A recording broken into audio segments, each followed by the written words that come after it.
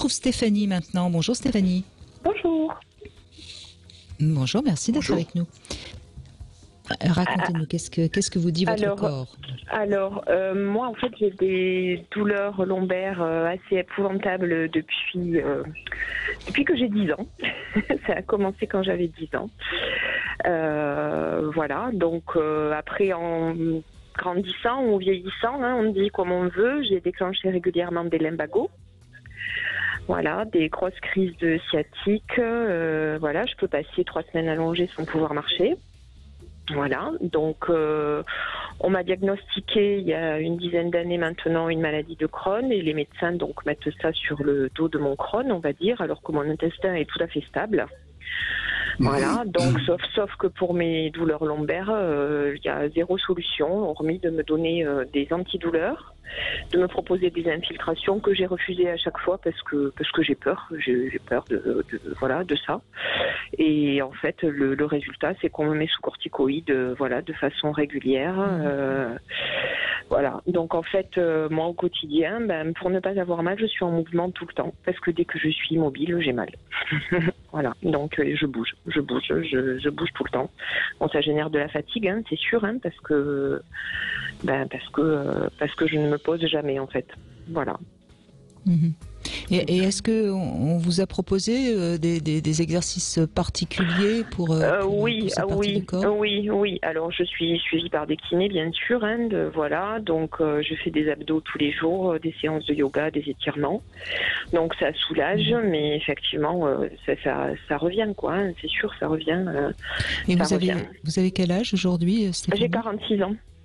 Voilà, bon, j'ai eu 3 enfants, donc c'est sûr que les grossesses, c'est de bonnes lessives chaque fois, donc ça fait pas du bien au corps, fatalement, il y a toujours des séquelles, donc ça n'a pas arrangé des choses. Et voilà, alors chez moi, c'est plutôt situé sur la partie iliosacrée, c'est plutôt cette partie-là qui est douloureuse. Donc voilà. Voilà, et jusqu'à présent, je n'ai pas trouvé de solution. Alors, je faisais beaucoup de sport, beaucoup de courses à pied. J'ai dû arrêter, bien sûr, parce que ça déclenchait des crises. Donc, c'est bien dommage parce que ça canalisait pas mal d'énergie. Bien sûr. Mais est-ce que vous avez déjà donné du sens à ça ou pas? Alors oui, j'ai fait des psychothérapies, pour tout à fait autre chose. Là, à l'heure actuelle, j'ai un petit antidépresseur qui aide bien, parce que comme ça, je prends de la distance par rapport à ma douleur et par rapport à plein de choses, parce que je suis angoissée quand même. Voilà, il faut toujours que tout soit parfait, et voilà. Voilà, les psys, on va toujours chercher du côté de la mer, forcément. Mais bon, non. Pas forcément, d'ailleurs. Ça, je ne dis pas pour vous, mais... Il faut faire attention de ne pas systématiquement aller chercher du côté de la mer. Mais encore une fois, je ne dis pas pour vous. Parce que 10 ans, vous étiez très jeune quand vous avez commencé à avoir mal. Oui. Donc, voilà, bon, à 10 ans, j'avais déjà des problèmes intestinaux. Donc, tout ça, c'était très probablement lié, quoi.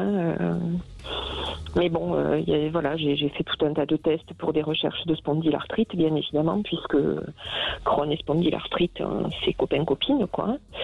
Mais non, je n'ai pas de spondylarthrite, mais j'ai mal au dos. Tout le temps. Vous savez, derrière l'ensemble des choses que vous décrivez, donc, il y a plusieurs questions qui sont des questions essentielles pour pouvoir donner du sens. La première d'entre elles, bien sûr, c'est... on ne peut pas être là pour faire une consultation, mais il y a vraiment à réfléchir sur ce qui s'est passé quand vous aviez 10 ans. Il y a eu sans doute un vécu et un événement qui a été quelque chose qui a impacté et qui s'est traduit dans une sphère très précise qui est, 1, la sphère intestinale et qui est 2, la sphère, on va dire, lombaire. Les structures lombaires, elles sont au niveau du corps les piliers représentatifs. Il y en a 5, les 5 plans fondamentaux qui sont des plans fondamentaux de notre vie, ceux sur lesquels on s'appuie, de la même façon que le corps s'appuie sur les lombaires.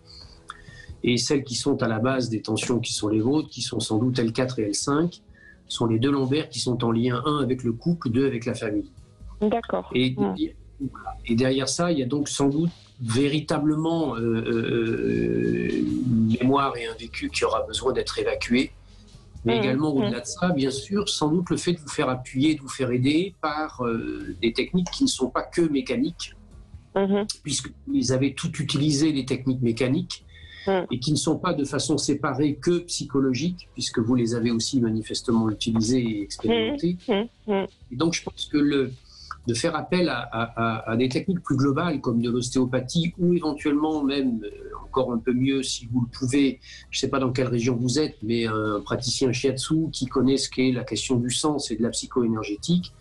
Parce que non content de vous amener à un travail physiologique, c'est-à-dire à une détente des muscles lombaires, non content de valider si les équilibres sacro-iliaques sont bien comme il faut chez vous, non content de valider si au niveau vertébral il n'y a pas justement de lésions éventuelles, de risques éventuels, eh bien il vous amènera à une question qui est la question du sens, c'est-à-dire à la manière avec laquelle vous allez constituer ce lien, même si vous y avez déjà réfléchi.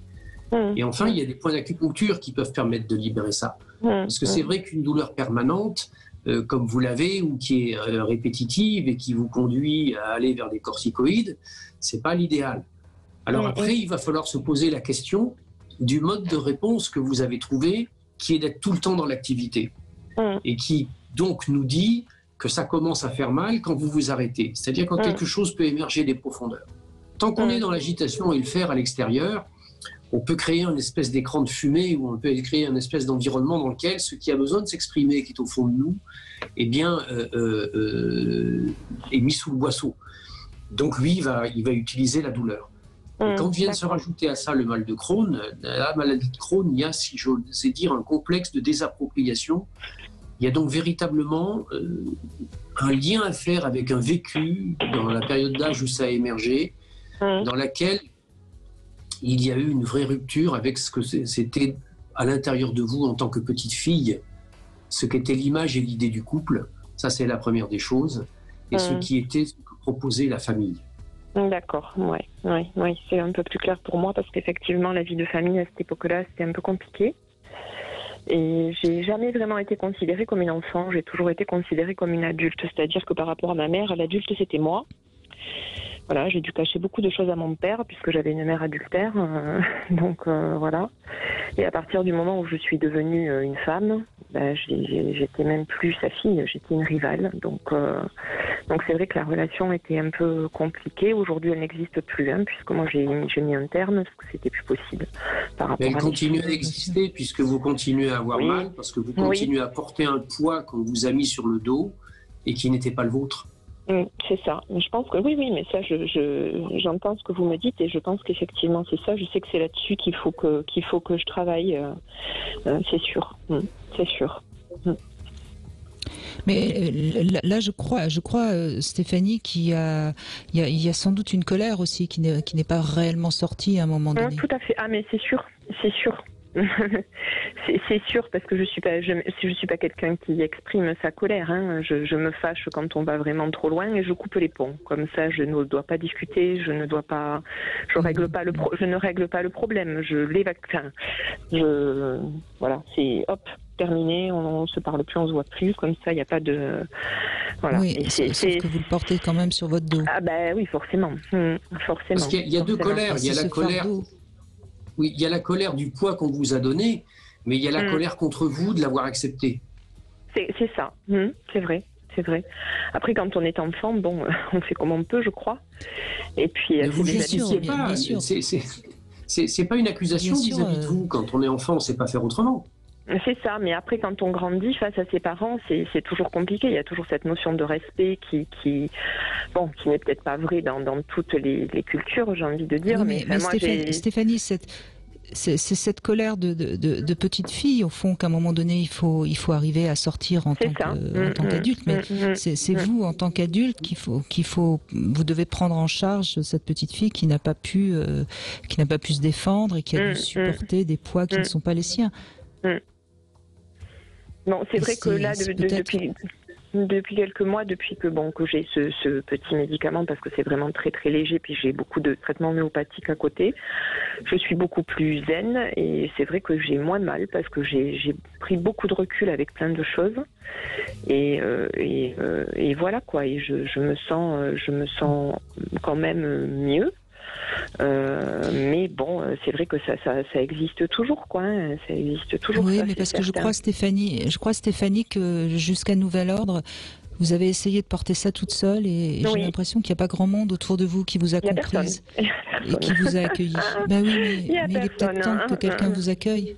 Vous voyez, parce que moi, c'est ce que j'aurais envie. J'aurais envie de vous accueillir, de vous prendre dans mes bras. De pouvoir le partager, laisser... de pouvoir, partager, oui, c'est vrai.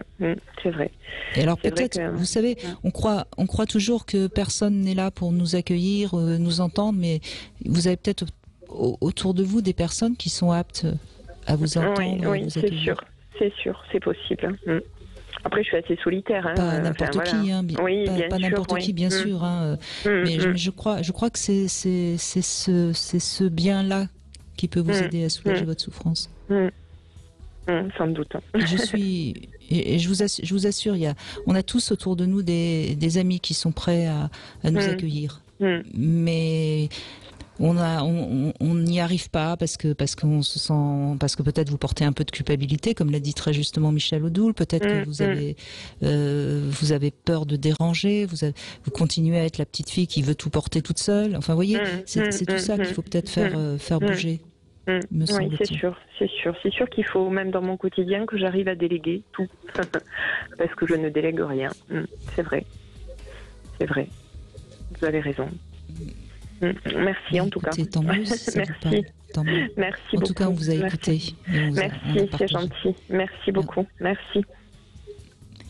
C'est une petite pause, Michel Odoul, et puis on se retrouve dans un instant, bien sûr.